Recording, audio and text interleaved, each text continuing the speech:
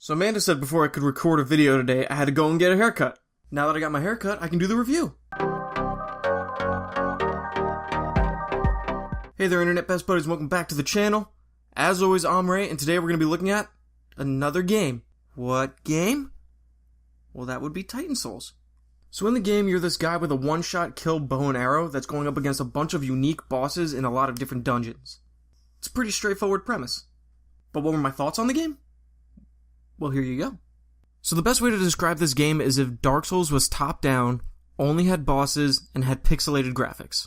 The art style is a really great throwback, and I really like it, even though I generally don't like games with this style of graphics. The game mechanics are really great with the one-shot kill arrow, and having to recall that arrow after you shoot it, which locks you in place and leaves you vulnerable, is really cool. There's no normal enemies in the game, there's just the various bosses that you go up against. It's essentially a game that's more or less a boss speedrunner. It's definitely a challenge, and there are a lot of difficulty variants to it.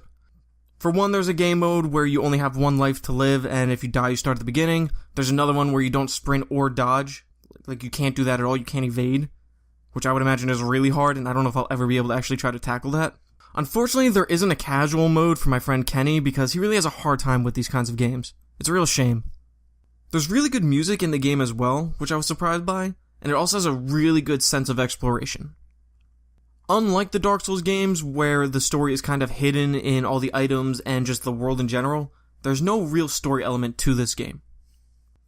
Like I said, bosses are one-shot kills, but only on their weak points. There's some bosses that you have to fight that require you to break their armor in order to hit their weak points, or some other sort of shenanigans in order to be able to kill them.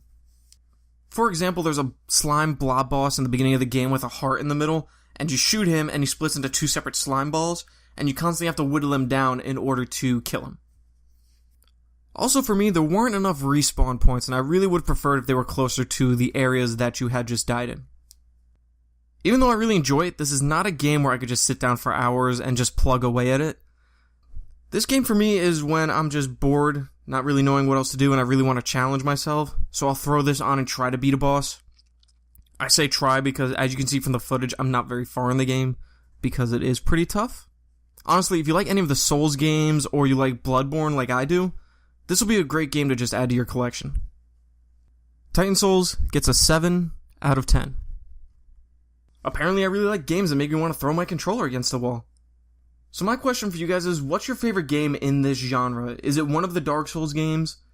Is it Bloodborne? Neo? Mine would probably be either Dark Souls 1 or 3. I haven't put enough time into Bloodborne, even though I do have it, and I haven't tried Neo yet. Neo, I don't know if I'll get into. Bloodborne, I definitely want to get into and try and get that sweet, sweet platinum. Unfortunately, I'm trying to get through Mass Effect Andromeda right now, so once that's done, I'll definitely head back into Bloodborne. Can't wait.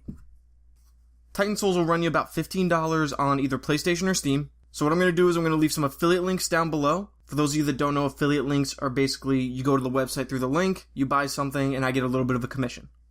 Just helps me out.